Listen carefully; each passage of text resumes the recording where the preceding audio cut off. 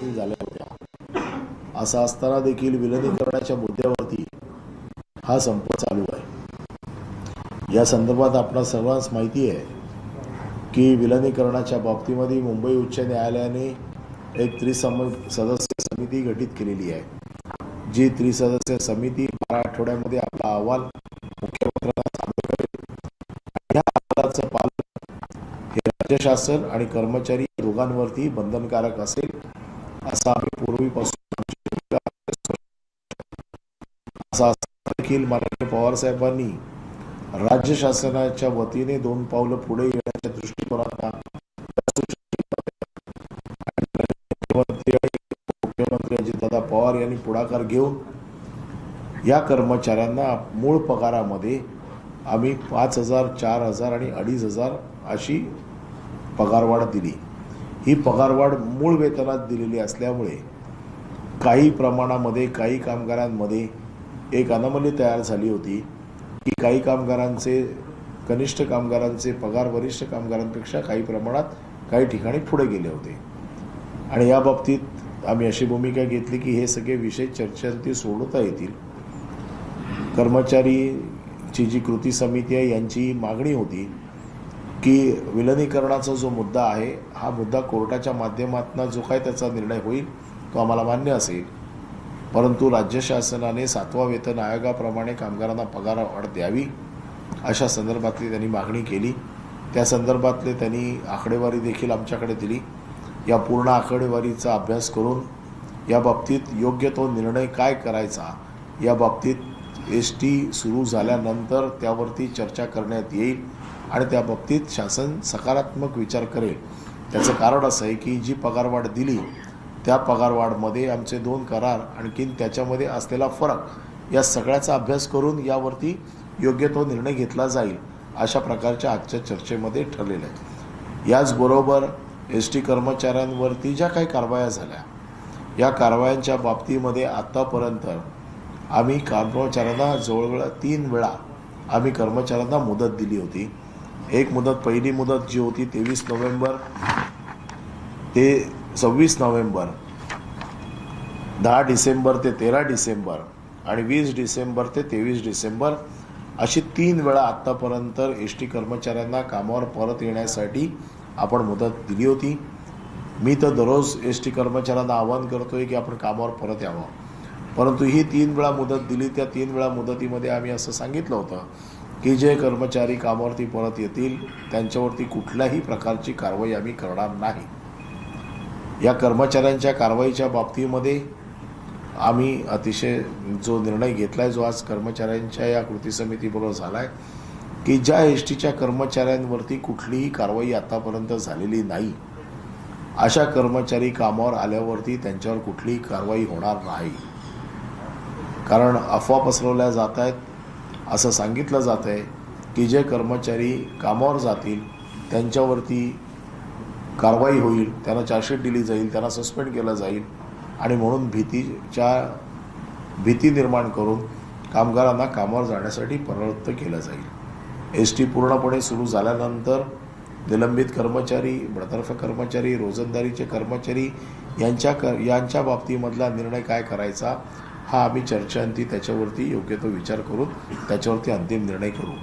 आज जे मुद्दे आज कृती समितीच्या वतीने मांडण्यात आले त्यामध्ये पगारवाढीमधली तफावत असेल, 7वा वेतन आयोग असेल, किंबहुना केलेल्या कारवाया असतील, या सगळ्याच्या बाबतीमध्ये आम्ही योग्य तो विचार करून या सगळ्या गोष्टींचा निर्णय सकारात्मक करू असं त्याला सांगितलेलं आहे।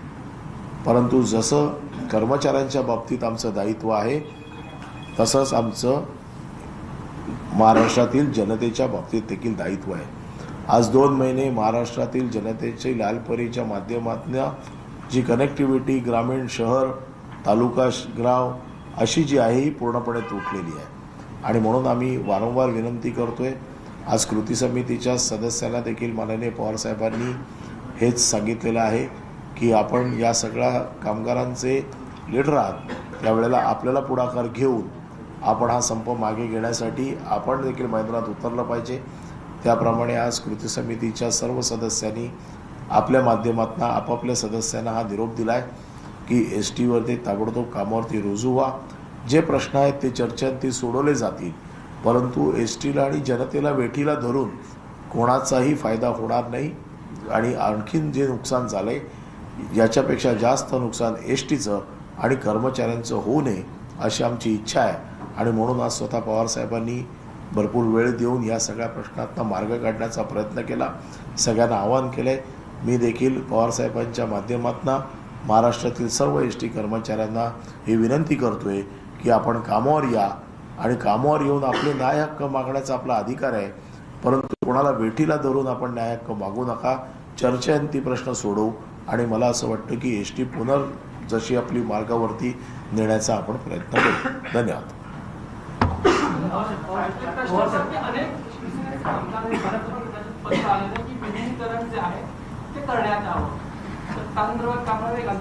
विलनीकरणाचा मुद्दा हा माननीय उच्च न्यायालयाने त्रिसदस्य समिती समोर ठेवलेला आहे. त्यामुळे आम्ही देखील त्या त्रिसदस्य समितीच्या अहवालाची वाट बघतोय.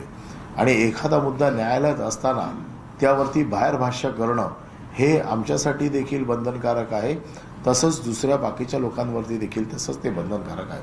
धन्यवाद. पवार साहेब, तुम्हाला वाटतं का या कृती समितीने आवाहन केल्यानंतर हा संप आहे तो मागे घेतला जाईल? कारण का कर्मचारी संघटनांना जुमानत नाहीये, स्वतःच्या मनमानी कारभाराप्रमाणे तिथे चाललेले आहे. तर तुम्हाला काय वाटतं की बैठक मध्यबिंदू निघेल का याच्यात? एक मिनिट आवाज नाही ना पुढे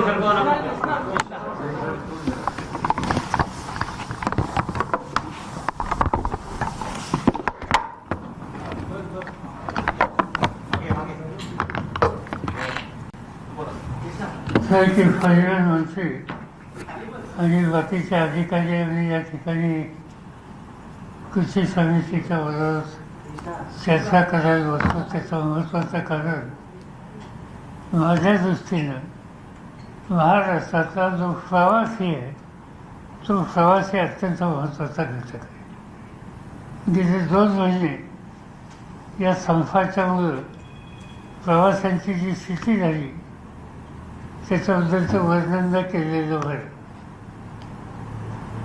एकंदर दुसरं एक संकट आता सगळ्या देशावर महाराष्ट्रावर आलं आहे आणि ते म्हणजे या करोनाचा हा नवा अवतार आपण गेले काही दिवस बघतो. या सगळ्या गोष्टीचा परिणाम महाराष्ट्र राज्याच्या अर्थकारणावर विपरीत होतो आहे. आणि असा परिणाम होत असतानाही राज्य सरकारला त्याची मोठी किंमत देण्याची आर्थिक किंमत देण्याची स्थिती असताना सुद्धा माझ्या मते परिवहन खात्याचे मंत्री आणि त्यांच्या अधिकाऱ्यांनी जेवढं जास्त करता येईल तेवढा करण्याच्या उद्देशाचा प्रयत्न केला. आणि तो प्रयत्न या ठिकाणी त्यांनी कृषी समितीच्या लोकांच्या समोर मांडल्याच्यानंतर कृषी समितीच्या सदस्यांचेही काही प्रश्न आहेत जे सरकारच्या निर्णयामध्ये काही कमतरता आहे, काही अनावलीत आहेत. हे कृषी समितीने या ठिकाणी नजरेला आणून दिल्यानंतर त्याही बाबतीत एक सकारात्मक निर्णय घेण्याची तयारी मंत्री महोदयांनी या ठिकाणी दिली.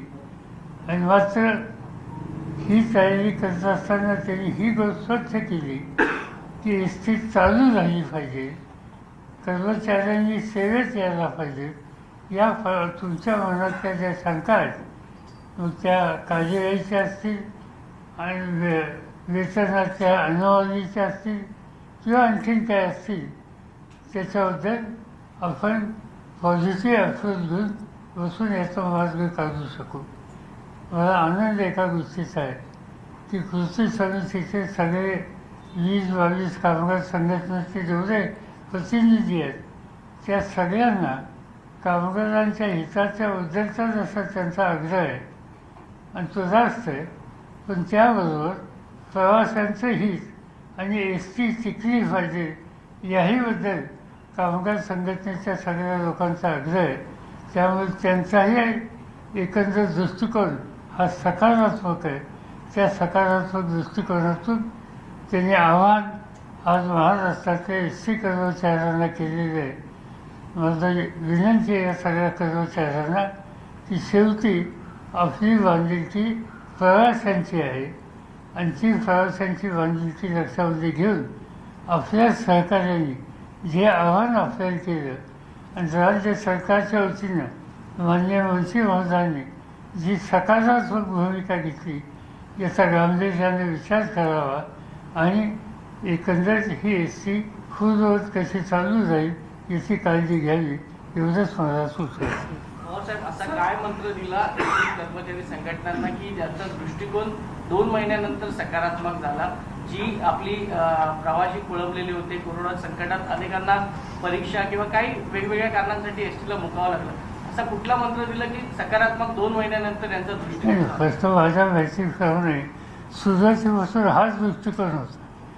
पॉईंट असा आहे की पहिल्यांदा मी हे असं बघितलं की कामगार संघटना जे त्या संघटना त्यांचे सगळे सहकारी वर्षानुवर्ष एखाद्या संघटनेच्या कामगारांच्या हिताची जपणूक करण्याच्यासाठी वेळ देतात, संघर्ष करतात, त्यांचं आम्ही ऐकणारच नाही असं काही लोकांनी भूमिका घेतली आणि त्या भूमिकेच्या संदर्भात कामगारांच्या मनामध्ये बहुतेक संभ्रम झाला असावा आणि त्यामुळं त्यांना आवश्यक असा प्रतिसाद मिळाला नाही. त्यामुळेच खरं म्हणलं तर हे 2 महिने गेले, जसं हे 2 महिने अशी जाण्याची वेळ कधीही आलेली नव्हती. मी अनेकदा बघितलं आहे गेल्या 30-40 वर्षामध्ये माझ्या मते की एस टी कामगारांच्या अशा प्रश्नाच्या वेळेला चर्चा करण्याच्यासाठी माझी उपस्थिती अनेकदा होती आणि त्या सगळ्या उपस्थितीमध्ये मी हे पाहिलेलं आहे की कामगारांचा दृष्टिकोन शेवटी एस टीबद्दल आणि प्रवाशांच्याबद्दल विधायकच असतो. काही मागण्या असतात त्याच्यात काही चुकीचं नाही, पण मागण्या मांडत असताना कुठपर्यंत जावं याचं तारतम्य कामगार संघटनांनी महाराष्ट्रात ठेवलेले आहेत की मी अनेक वर्ष बघतोय आणि आज त्याला अनुसरून त्यांनी भूमिका घेतली याचा मला आनंद. मुख्यमंत्र्यांनी सभागृहामध्ये खूप स्पष्टपणे सांगितलं होतं की विलिनीकरण तर शक्य नाहीये. जी मूळ मागणी आजही आझाद बसून जे कर्मचारी करत आहेत एसटीची ती विलिनीकरण व्हावं, त्याशिवाय तर मागणी शक्य नाही. मग असं की ती विलिनीकरणाची भूमिका सतत सरकारने सुद्धा शक्य नाही असं सांगितले. फक्त आता त्याच्यामध्ये सुधारणा अशी आहे की कोर्टातून त्याच्यासाठी एक कमिटी नेऊन त्या कमिटीच्या संदर्भातली भूमिका आम्ही मान्य करू हे सरकारने या ठिकाणी सांगितले. त्यामुळे विलिनीकरणाचा प्रश्न माझ्या मते आता सौजन्यच आहे, न्यायफलित आहे. न्यायफलित भाष्य करणं हे आपल्या दोघांच्या हिताचं नाही. साहेब, एक शेवटचा प्रश्न. सुरुवातीच्या काळामध्ये या कामगारांना भडकवण्याचं काम एका राजकीय पक्षाकडून झालं नाही. त्यानंतर कोणत्या काळात त्यांनी त्यातून माघार देखील घेतली, परंतु जे आंदोलन सुरू होतं त्याला एक दिशा राहिली नाही आणि या राजकीय पक्षामुळे सर्वात जास्त आंदोलन पेटलं गेलं असं वाटतं का? असं आहे की मला इथं राजकारण करायचं नाही, मला इथं हा प्रश्न सोडवायचा आहे. तो प्रश्न सोडवायचा असल्याच्यामुळं एखाद्या राजकीय पक्षाने काही भूमिका घेतली असेल, ठीक आहे, त्यांच्या दृष्टीनं जे काही त्यांना भूमिका घ्यायची होती त्यांनी घेतली. आम्हाला प्रवासांचं हित आणि कामगारांचं भलं या 2च गोष्टी आहेत. त्याच्यासाठी या पाठीमागचं कुणी काय केलं त्याचं उदाहरण मी करायला तयार नाही. थँक्यू.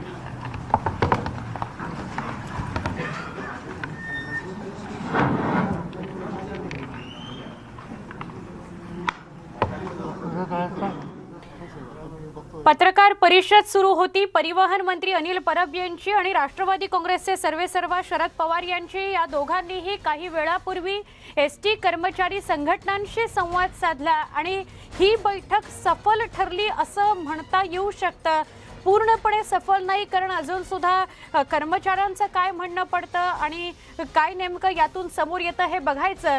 पण विलिनीकरणाचा मुद्दा न्यायप्रविष्ट आहे. त्याच्या व्यतिरिक्त पगारासंदर्भात किंवा 7व्या वेतन आयोगासंदर्भात सकारात्मक चर्चा होऊ शकते, त्यावर निर्णय होऊ शकतो, त्याची तयारी सुरू झालेली आहे असं अनिल परबांनी स्पष्ट केलं या पत्रकार परिषदेमध्ये. शरद पवारांनी सुद्धा हे म्हटलं की 2 महिने या सगळ्यामध्ये गेलेच नसते, कारण आम्हाला जितकी प्रवाशांची काळजी आहे तितकीच आमच्या इतके वर्ष सतत एसटी चालवणाऱ्या सगळ्या कर्मचाऱ्यांची सुद्धा काळजी आहे. आम्ही त्यांना सुद्धा बांधील आहोत, त्यामुळे त्यांचा सुद्धा आम्ही विचार करतो आहोत. पण सकारात्मक आजची बैठक झाली असं समोर येत आहे आणि सकारात्मक निर्णयाची तयारी सुद्धा राज्य सरकारने दाखवलेली आहे. आज या बैठकीमध्ये स्वतः राष्ट्रवादी काँग्रेसचे सर्वेसर्वा शरद पवार पण उपस्थित होते, परिवहन मंत्री अनिल परब पण होते आणि अनिल परबांनी आता सगळ्या पत्रकारांना माहिती सुद्धा दिली की या बैठकीमध्ये नेमकं काय झालं. एसटी टिकली पाहिजे असं त्यांचं म्हणणं आहे, कर्मचारी टिकला पाहिजे असंही त्यांचं म्हणणं आहे.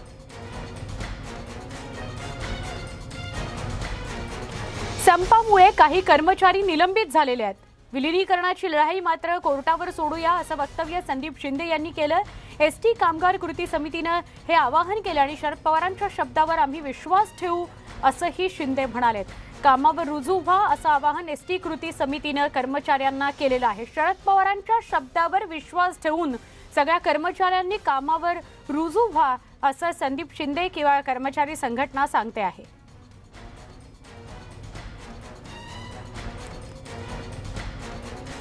माननीय पवार साहेबांच्या समोर आणि माननीय परब साहेबांच्या समोर काही मुद्दे मांडण्यात आले. गेली 2 महिने झालं एस टीचा संप चालू आहे आणि ही पहिल्यांदा घटना अशी घडती आहे. तेव्हा याच्यावरती सखोल अशी चर्चा झाली. या चर्चेमध्ये असं सांगण्यात आलं की सगळ्या कृती समितीच्या वतीनं विलिनीकरण व्हावं ही मनस्वी इच्छा आहे, परंतु विलिनीकरणाचा प्रवास कसा चालला हे सर्वांना माहिती आहे आणि विलिनीकरणासाठी 12 आठवड्याची मुदत दिलेली आहे. त्यामुळं न्यायालयाचा सकारात्मक निर्णय यावा, त्याप्रमाणे राज्य सरकारने निर्णय घ्यावा अशा प्रकारचं विनंती आम्ही त्यांना केली आणि त्यांनी मान्य केलेली आहे. आदरणीय पवार साहेबांनी आणि आदरणीय परब साहेबांनी अशी भूमिका आज घेतलेली आहे की आम्ही हे सरकार श्रमिकांना साथ देणारं, श्रमिकांचे अश्रू पुसणारं आहे आणि म्हणून 7व्या वेतन आयोगाच्या संदर्भामध्ये तुमच्याशी जरूर चर्चा केली जाईल. परंतु आता 3-4 अल्टिमेटम दिले असताना आता एस टी चालू झाल्यानंतर त्या वेतन आयोगाच्या संदर्भामध्ये योग्य ती चर्चा करू. माननीय परब साहेबांनी हेही सांगितलं की पवार साहेबांचा शब्द हा त्यामध्ये अंतिम असेल. यानंतर जे राज्यभरामध्ये 3 अल्टिमेटम देऊनही एस टी चालू न झाल्यामुळे प्रशासनाच्या वतीनं कारवाया चालू आहेत, या कारवाईच्या संदर्भामध्ये सुद्धा त्यांना आम्ही विनंती केली. ह्या कारवाया खूप कठोर आहेत, काही लोक डिसमिस झालेत, काही सस्पेंड आहेत. माझ्या कामगार बांधवांना हात जोडून विनंती करतो, कदाचित माझे शब्द पटणार नाहीत, परंतु मित्रांनो, बांधवांनो, विचार केला पाहिजे की विलिनीकरणाची लढाई जर निर्णय योग्य आला, सकारात्मक आला तर निश्चितपणाने करावं असं माननीय परब साहेबांनी सांगितलेलं आहे. तेव्हा विलिनीकरणाची लढाई ही न्यायालयावरती सोडूया. परंतु आज आपण पेपर बघतोय, कंत्राटी गाड्या यायला लागलेल्या आहेत, कंत्राटी कामगार यायला लागलेले आहेत, अनेक लोकांच्या संसाराची राखरंगोळी होत आहे. तेव्हा माझी हात जोडून नम्र विनंती आहे, शब्दावर विश्वास ठेवा. आदरणीय पवार साहेब या सभागृहामध्ये उपस्थित आहेत आणि पवार साहेबांचा शब्द कधी खाली जात नाही आणि म्हणून सर्वांनी आपल्या गाड्यावरती यावं अशा प्रकारचं मी आवाहन करतो. धन्यवाद. एसटी कर्मचारी काँग्रेसचे सरचिटणीस श्रीरंग बर्गे यांनी झालेली चर्चा सकारात्मक असल्याचं म्हटलंय, त्यामुळे कामगारांनी कामावर येण्याचं आवाहन केलेलं आहे.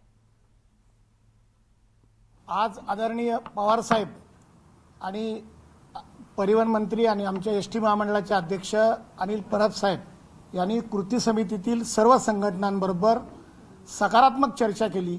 जे मुद्द्याबद्दल आम्ही शंका उपस्थित केल्या त्या शंकाचं त्यांनी निरसन केलं. मुख्य म्हणजे जी वेतनवाढ केली होती आत्ता मध्यंतरी, त्याच्यामध्ये त्रुटी आहेत, त्या पुढे चर्चेने त्या दूर करण्याचं मान्य केलं आहे. दुसरं, विलिनीकरणाचा जो मुद्दा आहे ते प्रकरण न्यायप्रविष्ट आहे. 12 आठवड्याचा कालावधी झाल्यानंतर समिती जो निर्णय देईल तो शासनाला मान्य असेल असं मंत्री महोदयांनी या ठिकाणी सांगितलेलं आहे. तर अशा कर्मचाऱ्यांना जर ते कामावर आले तर त्यांच्यावर कुठलीही कारवाई केली जाणार नाही असं स्पष्ट शब्दात मंत्री महोदयांनी सांगितलं. आज पवार साहेब आणि मंत्री महोदय या दोघांच्या उपस्थितीत जी चर्चा झाली ती सकारात्मक झाली. त्या चर्चेवर आमची संघटना स्वतः आम्ही समाधानी आहोत आणि म्हणून आपल्या माध्यमातून आम्ही कर्मचाऱ्यांना आवाहन करतोय की तुम्हाला ज्या शंका होत्या त्या शंका आज कृती समितीच्या माध्यमातून आम्ही आदरणीय अनिल परब साहेब आणि पवार साहेबांच्या समोर मांडल्या आणि त्यांनी त्या दूर करण्याचं आश्वासन दिल्यामुळं आपण सर्वांनी कामावर हजर व्हावं असं आवाहन मी आपल्या माध्यमातून आमच्या सर्व कर्मचाऱ्यांना करतो एसटीच्या. एसटी कामगारांसोबत आमचे प्रतिनिधी सिद्धार्थ गोदाम उपस्थित आहेत, त्यांच्याशी सविस्तर बोलूया. सिद्धार्थ, महाराष्ट्रातल्या वेगवेगळ्या शहरांमध्ये अजून सुद्धा एसटी कर्मचाऱ्यांचं आंदोलन सुरू होतं. एसटी कर्मचारी आपल्या आंदोलनावर आणि विलिनीकरणाच्या मागणीवर ठाम होते. पण आजची जी बैठक झालेली आहे त्यानंतरचं चित्र, वातावरण आणि भावना काय आहेत एसटी कामगारांच्या, तुम्ही काय सांगाल? निश्चितपणे मुंबईमध्ये एसटी कर्मचाऱ्यांच्या बाबतीत बैठक असली किंवा कुणी काय बोलणार असलं की त्याचे परिणाम औरंगाबादमध्ये होतात, आंदोलनकर्त्यांवर होतात. जेव्हापासून ही बैठक सुरू झाली तेव्हापासून ऑनलाईन सगळ्या गोष्टी हे लोक बघतायत. शरद पवार यांचं आव्हान असेल किंवा अनिल परब यांचं आव्हान त्यांनी बघितलं. विविध संघटनांच्या लोकांचं म्हणणंही त्यांनी ऐकलेलं आहे. आता आपण थेट त्यांच्याकडे जाऊया, कारण औरंगाबादच्या एसटी बसस्टँडवर हे आंदोलन सुरू आहे. इथून लोक जात नाहीत, रात्रीपुरतं जातात, सकाळी पुन्हा येतात.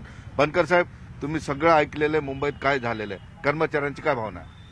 कर्मचाऱ्यांची एकच भावना आहे, माननीय शरद पवार साहेब आणि माननीय परिवहन मंत्री साहेबांनी जे आज घोषणा केली की कामगारांनी कामावर हजर होणे, कामावर हजर झाल्यानंतर 100% ज्या वेळेस एसटी चालू होईल त्यावेळेस तुमचा विचार केला जाईल. आम्ही एवढे येडे नाही, अलिबागहून आलेलो नाहीये माननीय परिवहन मंत्री साहेब. तुमचा रिसॉर्ट जरी अलिबागला असला तरी आम्ही अलिबागहून आलेलो नाहीये. आम्ही आमचा न्याय हक्क घेतल्याशिवाय मागे हटणार नाही. आणि आत्ताच आम्ही सदावर्ते साहेबांना जस्ट आपलं हे झाल्यानंतर लगेच कॉल करणार आहे. त्यांच्या मार्गदर्शनानंतर पुढील आमची भूमिका ही राहील. कुलकर्णी साहेब काय म्हणाल? आता आणखी माघार नाही?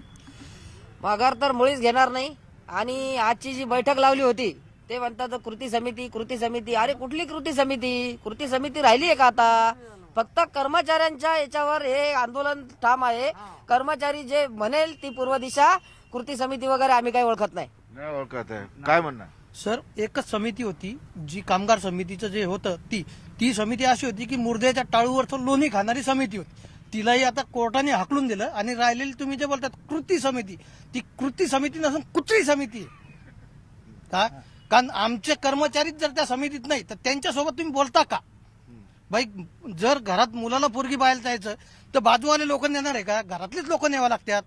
मग आमच्या घरातले लोक बोलवा ना तुम्ही. एक कुत्री समिती का बोलवतात? बघितलं आता आपली संतप्त भावना आहे. कर्मचाऱ्यांच्या कुठल्या कृती समितीला मानायला तयार? आम्ही सध्या तरी कोणत्याच कृती समितीला मानायला तयार नाही. आमची सगळ्यांची एकच आता कृती समिती आहे. आम्ही एकत्र आहे, कोणत्याही संघटनेला आम्ही मानलेलं नाही. त्यामुळे जोपर्यंत आमचे सदावर्ते साहेब सांगत नाही तोपर्यंत, शासन विलिनीकरण होत नाही तोपर्यंत, कोणी जरी काही जरी सांगितलं तरी आम्ही या मतावर ठाम आहे.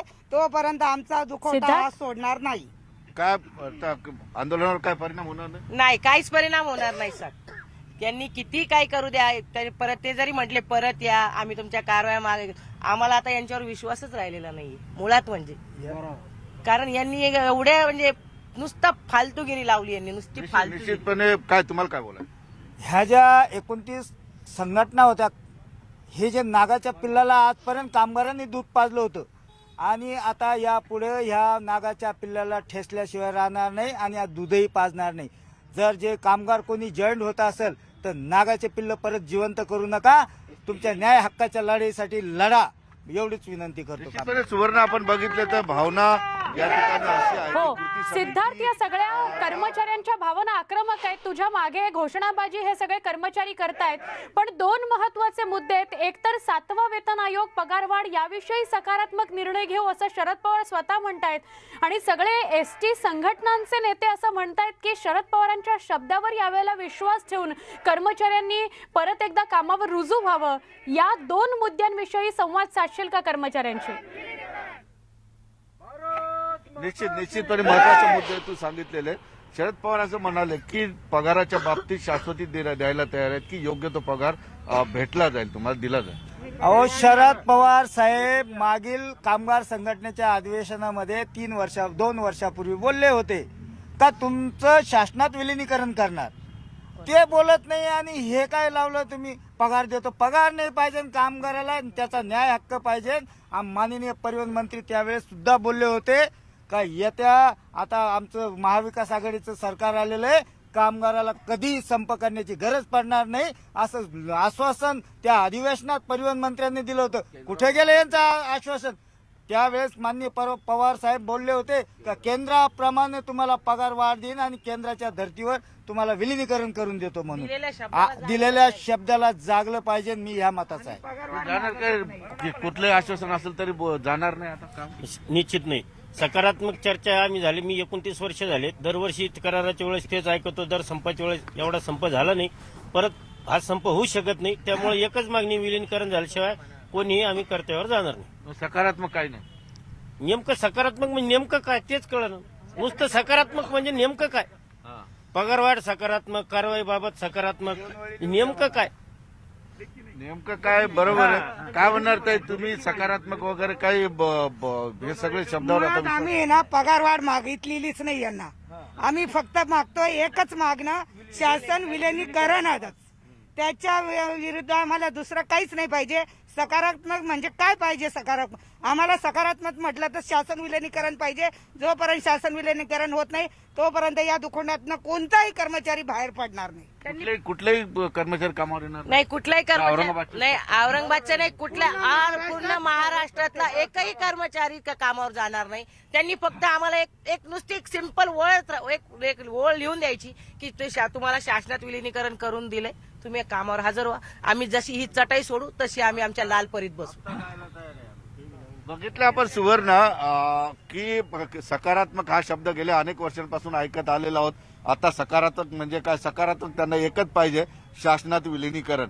आता नेमकं यानंतर काय पडसाद उमटतात हे पाहणं गरजेचं आहे, कारण हा शेवटचा पर्याय होता. कारण शरद पवार यांनी स्वतः आवाहन केलेलं आहे की कामावर या. आता सुद्धा बरोबर, पण औरंगाबादचे सगळे कर्मचारी ठाम आहेत आणि राज्यभरातले कर्मचारी ठाम आहेत असं यांचं म्हणणं आहे. सिद्धार्थ, तुर्तास धन्यवाद माहिती दिल्याबद्दल. आमचे प्रतिनिधी उदय जाधव सदस्यांशी संवाद साधतायत. हेतू मुळात याच्यामध्ये जो आहे तो एसटी बंद पाडण्याचा आहे असं मला वाटतं. आणि म्हणून माझी सर्वसामान्य कुटुंबातले जे कर्मचारी आहेत एसटीमध्ये काम करणारे, त्या सगळ्यांना माझी विनंती की आपली नोकरी वाचवा. आपली एसटी टिकली, आपली नोकरी टिकली, आपलं कुटुंब टिकलं तर आपण समाजाची सेवा करायला या जगामध्ये राहू. एवढं त्या ठिकाणी सांगतो. एसटी संघटनांचे दुसरे नेते संदीपजी आपल्यासोबत. संदीपजी, तुम्ही गेले 2 महिने संपकरी कर्मचाऱ्यांच्या सोबत होता. आज सह्याद्री अतिथीगृहात तोडगा निघालाय का? समाधान झालंय का तुमचं? आम्ही आज 2 प्रमुख बाबी मांडल्या. एक तर आम्हाला ही वेळ का आली तर राज्य सरकार एवढा आम्हाला पगार नाही आहे आणि म्हणून माननीय पवारसाहेब, माननीय परबसाहेब यांच्यासमोर आम्ही 7वा वेतन आयोग 1/4/16 पासून पदनिहाय वेतन श्रेणीसह 7वा वेतन आयोग मिळावा. राज्य सरकारप्रमाणे आम्हाला वेतन श्रेण्या मिळाव्यात, ज्यामध्ये वाहकाची वेतन श्रेणी राज्य सरकारकडे नाही ती मुकादमची द्यावी, अशा प्रकारची मागणी केली. यावर परब साहेबांनी आम्हाला उत्तर दिलं, सकारात्मकता दाखवली. ते म्हणाले की 7वा वेतन आयोगाच्या संदर्भामध्ये मी निश्चितपणानं तुमच्यावर बसतो, फायनान्स डिपार्टमेंटचं हे करतो. परंतु आता त्यांची इच्छा अशी आहे किंवा त्या दोन्ही नेत्यांनी असं आश्वस्त केलं की पहिलं एसटी चालू करा, मग 7व्या वेतन आयोगावर आम्ही चर्चा करू. आम्हालाही 10 वर्ष तुम्हाला जात आहेत, 2 करार बाकी राहत आहेत ना, तर 10 वर्षाचं करता येईल. ही एक बाब झाली. दुसरी बाब म्हणजे आमच्या कर्मचाऱ्यांच्यावरती कारवाया झाल्यात. त्या कारवाईच्या संदर्भामध्ये शेवटी एसटीचे कर्मचारी आपल्या न्याय हक्कासाठी रस्त्यावरती आहेत आणि म्हणून त्यांची कारवाई माफ करावी. या संदर्भात सुद्धा माननीय पवार साहेबांनी अतिशय जाणीवपूर्वक शब्द वापरला त्यांनी की मी आहे ना, मला कोणाच्या संसारामध्ये माती कालवावं असं माझी बिलकुल इच्छा नाही आहे. परंतु परिवहन मंत्री महोदयाने असं सांगितलं की मी 3 वेळा अल्टिमेटम दिलं आणि ते झाले नाही. मग आज सर्क्युलर असं निघतंय की ज्या लोकांच्यावरती कारवाई नाही त्यांच्यावरती कुठलीही 1 रुपयाची कारवाई होणार नाही हे त्यांनी सांगितले. आणि एसटी चालू झाल्यानंतर मी कुठलेही तुमचे डिसमिस असतील, सस्पेंड असतील आणि बदले झालेले कर्मचारी असतील त्या कर्मचाऱ्यांवरच्या कारवाया सशर्त कुठलीही शर्त न ठेवता मागे गेला असं त्यांनी सांगितलं. शरद पवार साहेबांनी मी आहे ना असा शब्द दिल्यानंतर तुम्हा सर्वांचा विश्वास बसला आणि त्यानंतर तुम्ही हा निर्णय घेतला. त्यात असं झालं की साहेबांनी पहिली भूमिका अशी मांडली की लोकांच्या संसारामध्ये कधी असं मीठ घालवू नये किंवा त्यांच्या नोकरीच्या राखरांगोळी होऊ नये, हे साहेबांचे शब्द आहेत आणि त्याच्यावरती आम्हाला विश्वास आहे. आता तुम्ही इकडे सगळं निर्णय घेतलेला आहे, परंतु राज्यभरामध्ये जिथे हे कर्मचारी सर्व संपावरती आहेत त्यांना कसं विश्वास घेणार, त्यांना कशी समजूत सांगणार? आता एसटी पूर्ववत सुरू होईल का? निश्चितपणानं त्याचं कारण असं आहे की लोक 2 महिने झालं संप करतात आणि 2 महिने जेवढं रबर आहे ते शेवटी ताणलं की कितपत ताणायचं. कारण आम्ही आता आज बघतो ना पेपरला, सगळ्या खाजगी कंत्राटदार यायला लागले, खाजगी लोक यायला लागले, प्रवाशांचा आम्हाला पहिला सपोर्ट होता तर प्रवाशांनाही हाल व्हायला लागले. आणि मग ह्या सगळ्या गोष्टीमध्ये विलिनीकरण हा मुद्दा तर आम्ही कुठं बाजूला नाही केला. विलिनीकरण जे कोर्ट देईल, आदेश देईल त्याप्रमाणे करायचं कबुली दोन्ही नेत्यांनी दिलेली की जो कोर्टाचा आदेश येईल त्याप्रमाणे विलिनीकरणाला तयार आहोत. दुसरी बाब आम्ही मानली की समजा विलिनीकरण निगेटिव्ह आलं तर काय, तर 7वं वेतन आयोग आम्हाला मिळालं पाहिजे. एकंदरीत काय की आम्हाला राज्य सरकार एवढा पगार, त्या पगाराची हमी राज्य सरकारने घेणं आणि राज्य सरकार एवढा पगार मिळणं हाच त्यातला उद्देश आहे. आपल्यासोबत इतरही काही संघटनाचे काय नेमकं तुमचं म्हणणं होतं आणि तुमचं म्हणणं कसं मान्य झालं थोडक्यात? बरं, नाही आमचं म्हणणं मांडण्यात आलं की जे सरकारने आता परिवहन मंत्री साहेबांनी, परब साहेबांनी जो वेतन वाढ दिलेली आहे, हां, तर त्या वेतनवाढीमध्ये काही त्रुटी आहेत. हे कनिष्ठ कर्मचाऱ्यांचा पगार वाढलेला आहे आणि ज्यांची 20 वर्षे सेवा झालेली आहे, 30 वर्षे सेवा झालेली आहे, अशांचे पगार कमी आहेत. तर त्यांना आम्ही ही सूचना आजच्या मीटिंगमध्ये आम्ही केलेली आहे विनंती की जे जुने कामगार आहेत किंवा मधल्या ह्यातले कामगार आहेत त्यांना पगारवाढ फार कमी असल्यामुळे त्यांच्यात असंतोष आहे. तरीसुद्धा मंत्री महोदयांनी सांगितलं की आणि पवारसाहेबांच्या उपस्थितीत आम्हाला शब्द दिलेला आहे की आम्ही अशा वेतनवाढीत जरूर ती सुधारणा करू. तुमची काय नेमकी मागणी होती, मान्य झाली आणि आता पूर्ववत एसटी सेवेत रुजू होईल का? हो, माझं नाव दादाराव डोंगरे आहे, सरचिटणीस आहे महाराष्ट्राचा, महाराष्ट्र एस टी कामगार काँग्रेसचा. सध्याची परिस्थिती निर्माण जी झाली होती, आतापर्यंत शासनाने, महाराष्ट्र शासनाने एस टी महामंडळ हा उद्योग प्रॉफिट अँड लॉस या तत्वावर चालवल्यासारखा भास करून इन्कम नाही, पैसा नाही या कारणास्तव पगार दिले नाही आणि ते पोकळी भरून काढण्याकरता आताची परिस्थिती आली, जो संप करावा लागला एवढा. तर त्यासाठी आजची परिस्थिती जी निर्माण झाली आहे आणि शरद पवारांच्या उपस्थितीमध्ये माननीय परिवहन मंत्र्यांनी जे आश्वासन दिलं की कोणावर कारवाई करणार नाही आणि जे कारवाई केली आहे त्यांचेसुद्धा विड्रॉ करू, परंतु त्याने प्रथमतः राज्यातल्या जनतेची सेवा करणं हा एक प्रथम कर्तव्य असल्याकारणाने त्यांनी कामावर रुजू व्हावं आणि सेवा सुरळीत करावी. या अगोदरसुद्धा आमचं अशाच पद्धतीचे सेटलमेंट व्हायचे, करार व्हायचे आणि त्यामध्ये पगारवाढीचे वाढीव व्हायच्या. एक सह्याद्री अतिथीगृहावर आज एक महत्त्वपूर्ण बैठक पार पडली. शरद पवारांच्या उपस्थितीत ही बैठक झाली. परिवहन मंत्री अनिल परब यांनी एसटी कर्मचाऱ्यांच्या संघटनांशी संवाद साधला आणि त्यानंतर हे संघटनांचे सगळे सदस्य संवाद साधत होते. आमचे प्रतिनिधी उदय जाधव यांच्याशी एक छोटासा ब्रेक, लगेच भेटू. पहा फक्त न्यूज 18 लोकमत.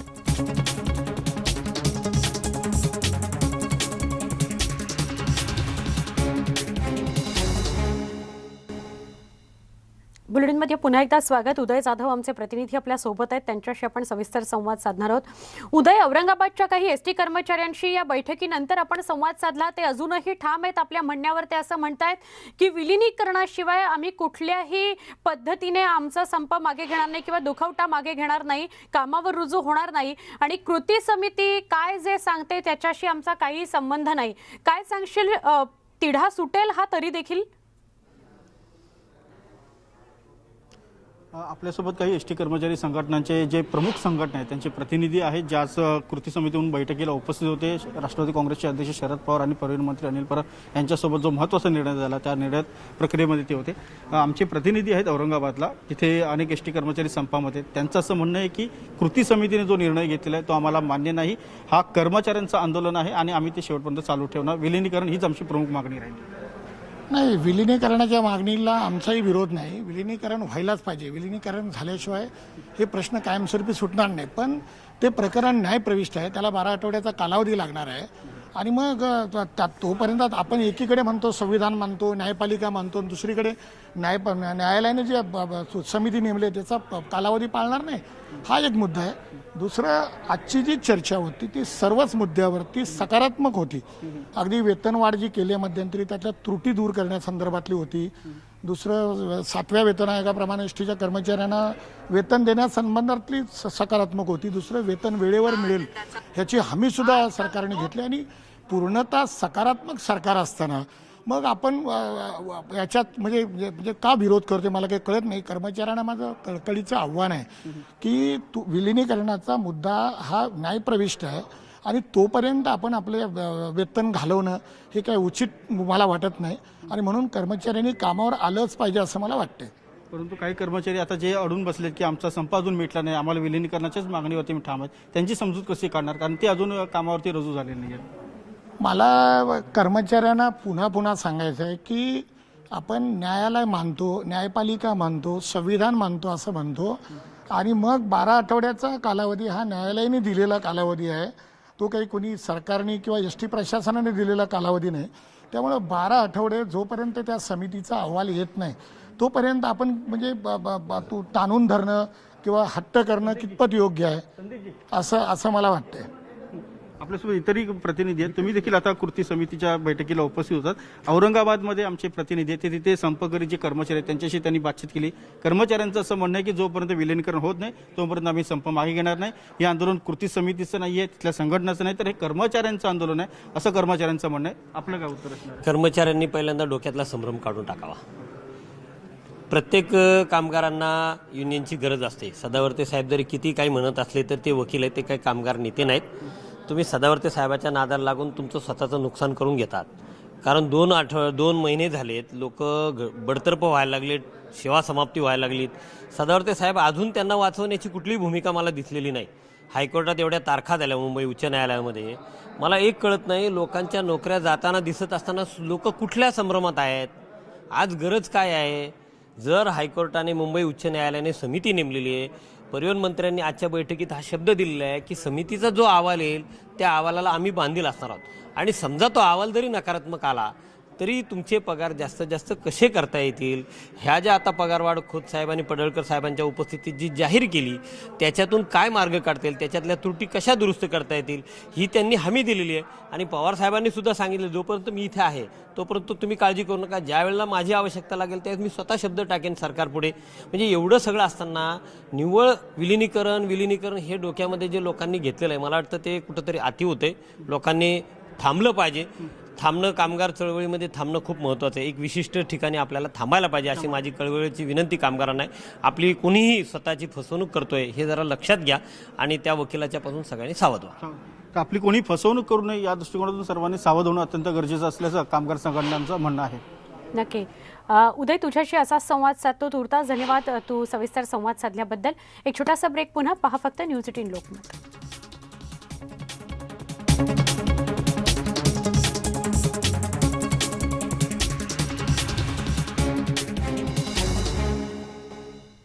बुलेटिनमध्ये पुन्हा एकदा स्वागत.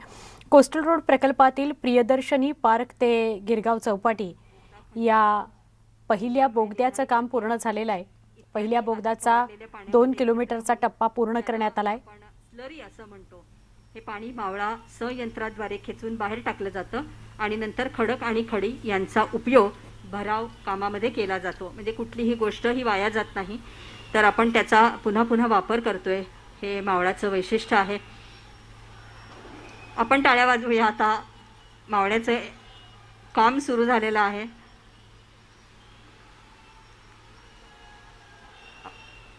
या पहिल्या बोगद्याचं काम भारतातील सगळ्यात मोठ्या जवळ जातोय कॅमेऱ्याच्या थ्रू आणि आपल्याला आता कळेल की हे सगळं फोडून मावळा पुढील कामगिरीसाठी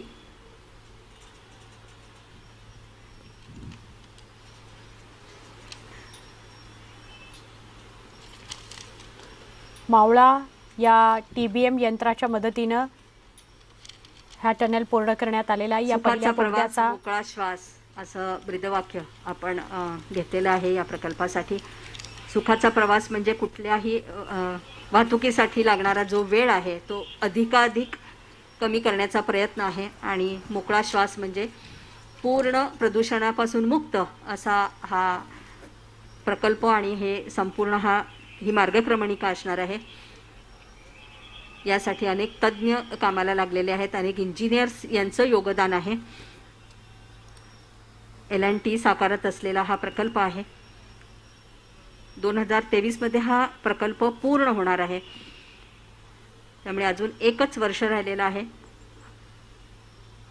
आणि संपूर्ण मुंबईकर म्हणा किंवा महाराष्ट्रातून सगळ्या बाजूनी येणारी जी लोक आहेत तो या मार्गक्रमणिकेचा आनंद घेतील. आणि तेव्हा आपल्याला कळेल की किती सुखाचा क्षण किंवा किती सुखाचा मार्ग आपल्यासाठी तयार केला गेला आहे. त्यासाठी माननीय मुख्यमंत्र्यांचंही अभिनंदन आहे. पर्यटन पर्यावरण राज्य शिष्टाचार मंत्री आदित्यजी ठाकरे यांचंही कौतुक करावंसं वाटतंय. आपले अनेक खासदार अनेक आमदार यांच्याही शुभेच्छा आपल्याला मिळालेल्या आहेत. स्थानिक खासदार अरविंद सावंत मगाशी उपस्थित होते, त्यांनी सगळ्यांचं कौतुक केलेलं आहे.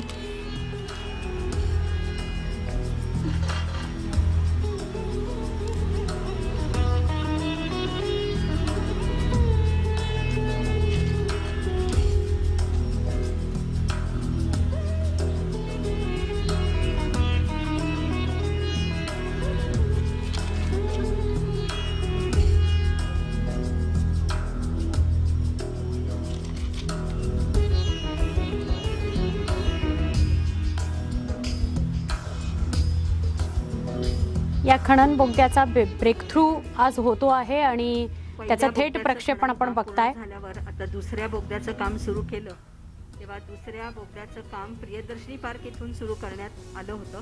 पण हा बोगदा खणणाऱ्या संयंत्र म्हणजे हा मावळा जो आहे तो संपूर्ण भाग सुटे करून प्रियदर्शन पार्क मध्ये येऊन पुन्हा जोडणी आपण त्याची केलेली आहे. संयंत्राचे काही भाग, जोरदार टाळ्या वाजवूया आपण.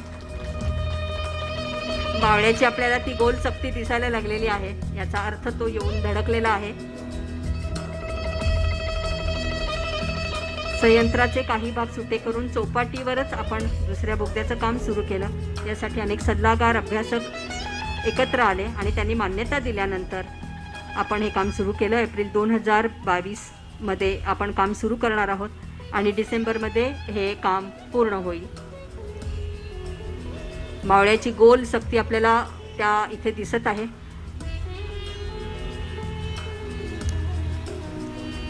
एक एक यशाचा दगड हा खाली येत आहे, याचा अर्थ आपण यशाच्या मार्गक्रमणीकडे निघालेलो आहोत.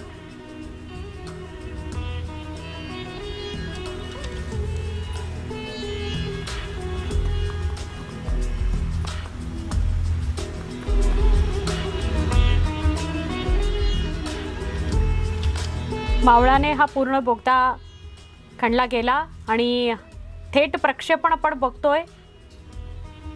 काही क्षणामध्ये ही उरलेली जी भिंत आहे तीही पडेल आणि मावळ्याची चकती आपल्याला दिसायला लागेल. आता ही अधिक जवळनं दृश्य आपण बघतो एक्सक्लुझिव्हली न्यूज 18 लोकमतवर. मावळ्याचं काम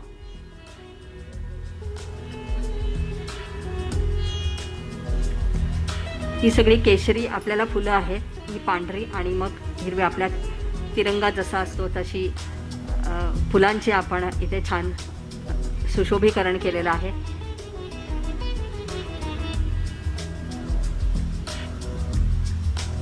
कोस्टल रोड प्रकल्पातला हा महत्त्वाचा बोगदा आहे आणि त्याचं थेट प्रक्षेपण आपण बघतोय. 2 किलोमीटरचा हा बोगदा आहे आणि पुढच्या काही क्षणामध्ये संपूर्ण अभ्यास या प्रकल्पासाठी केला गेला. याचा दुसरा भाग किंवा याचं दुसरं तोंड सुद्धा आता खुलं होईल असं आपण म्हणूया.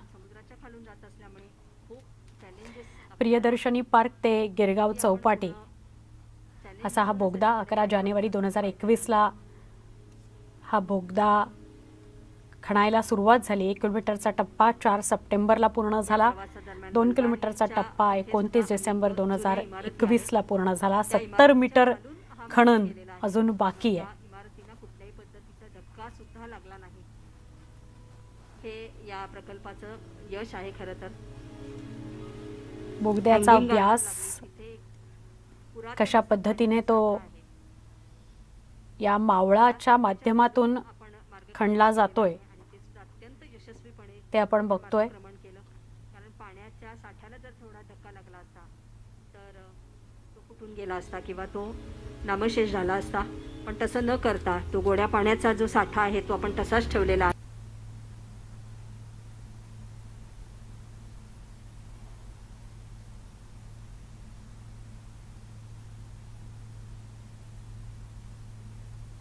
सत्तर मीटरचं खणन अजून बाकी आहे, खणणं अजून बाकी आहे. पण दोन्ही बाजूनी राज्य कंपनीने हे काम घेतल्यावर ते फत्ते होणार यात काही शंकाच नाही.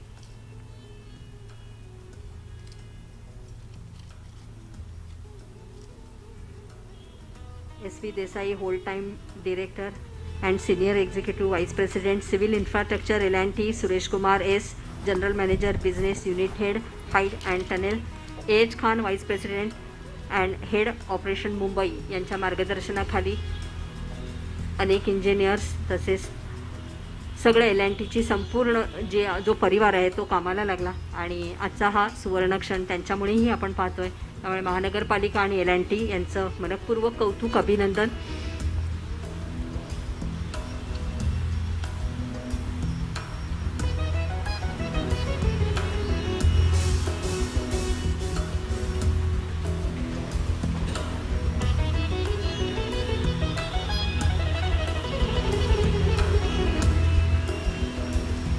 मावळ्याचं काम वेगानं सुरू आहे आणि खिंड जशी लढवतात तशी खिंड तो लढवत आहे.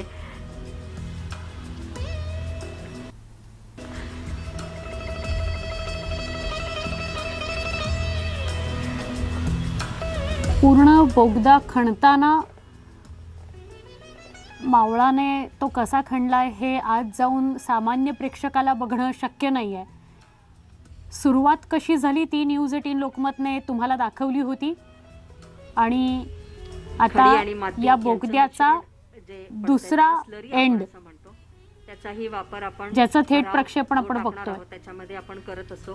त्यामुळे कुठलंही साहित्य हे वाया जाणार नाहीये याच्याकडे आपण लक्ष दिलेलं आहे.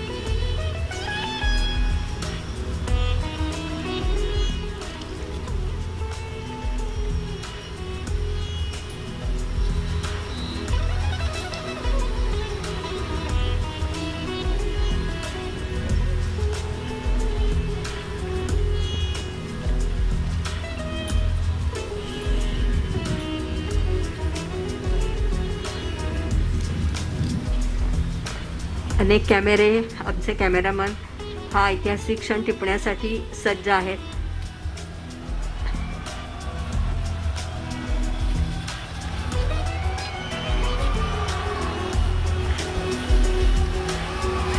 अरे वा, आपणही टाळ्या वाजवूया जोरदार. अरे मावळ्याचं खरं विराट रूप आपल्याला इथे दिसलं. अरे वा, किती छान. जोरदार टाळ्या वाजवूया आपण.